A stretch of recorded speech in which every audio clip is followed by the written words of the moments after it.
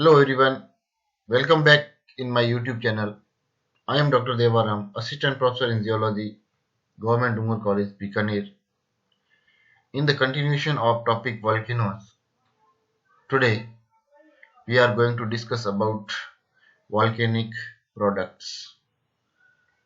ज्वालामुखी उद्गार से निकलने वाले पदार्थ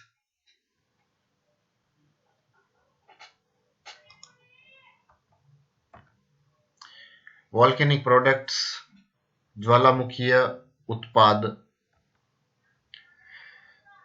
There are three types of material are thrown out from volcanoes. मुख्य रूप से तीन प्रकार के उत्पाद ज्वालामुखी से निकलते हैं. First one is gaseous product, गैसीय उत्पाद. Second one is liquid products in the form of molten lava, and third one is the solid product or the solid rock fragments. इस प्रकार गैसमय पदार्थ, तरल पदार्थ और ठोस पदार्थ तीन रूपों में ज्वालामुखीय उत्पाद ज्वालामुखी से उद्गार के द्वारा बाहर निकलते हैं. सबसे पहले हम चर्चा करते हैं गैसियस प्रोडक्ट की, गैसीय उत्पादों की. The most important constituent of volcanic gas is steam. सबसे ज्यादा इसमें स्टीम होती है, जो कि 90% ऑफ टोटल गैस का वॉल्यूम होता है. Volcanic gases, the gases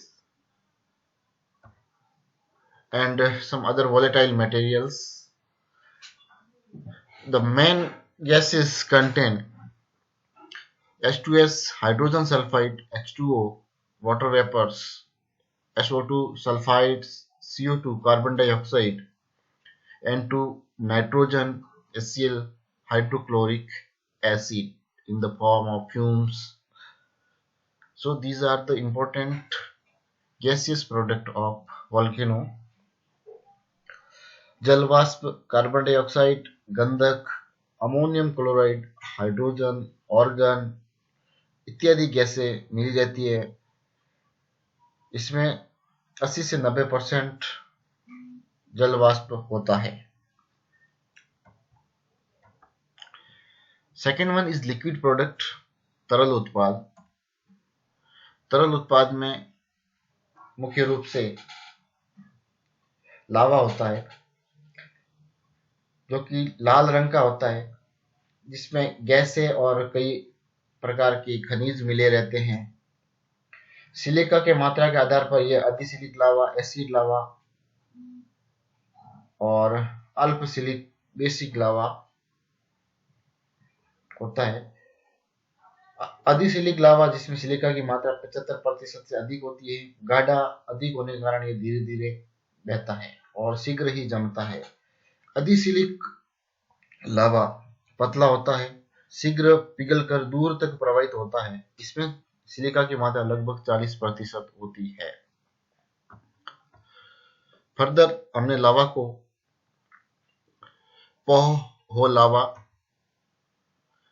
जो कि बेसाल्टिक लावा होता है, जिसकी लो विस्कोसिटी होती है, which cools moderately slow and rope like appearance, एक रस्सी नुमा दिखाई देता है. दूसरा है आ लावा,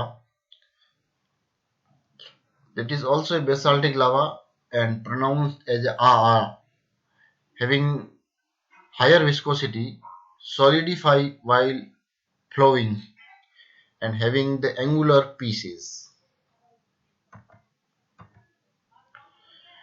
Third one is the pillow lavas.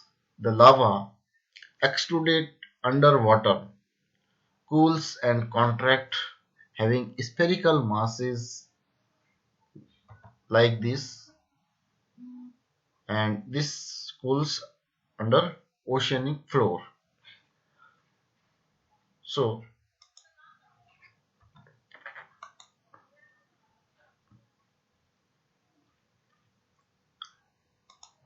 all these are the spherical forms. Spherical masses are like as the pillow, and this cools underwater, and so this is called as pillow lava.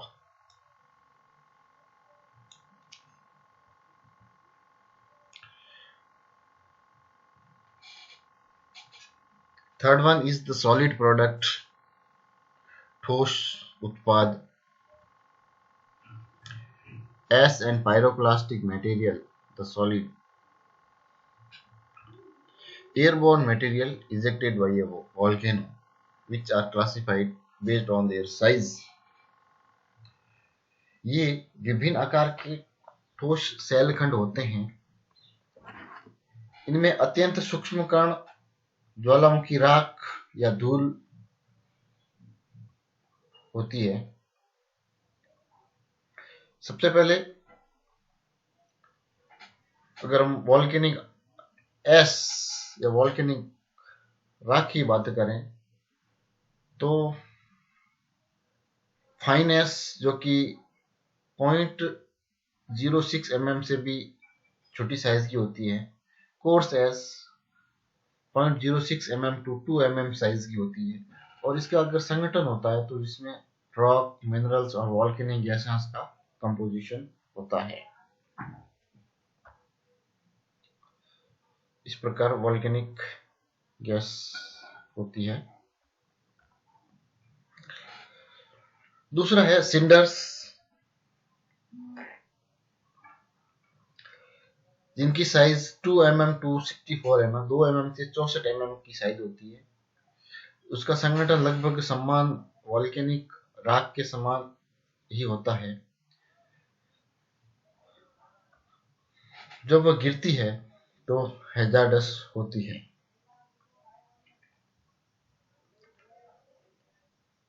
Volcanic bumps या ज्वालामुखी बम ऐसे उत्पाद जिनका size 64 mm से ज्यादा होता है, and this time ये जब बनते हैं जब मॉल्टन rock solidify in the air. मॉल्टन rock हवा में सॉलिडिफाई हो जाती है और उनकी शेप होती है वो वेरी करती है, अलग अलग साइज के भी और शेप के भी हो सकते हैं। इस प्रकार से these are the volcanic bombs and some breccias, scorias, volcanic tubes, some pumice and other pyroclastic। ये सभी जो पदार्थ होते हैं पायरोक्लास्ट या ज्वालामुखी सिक्त कहलाते हैं। इस प्रकार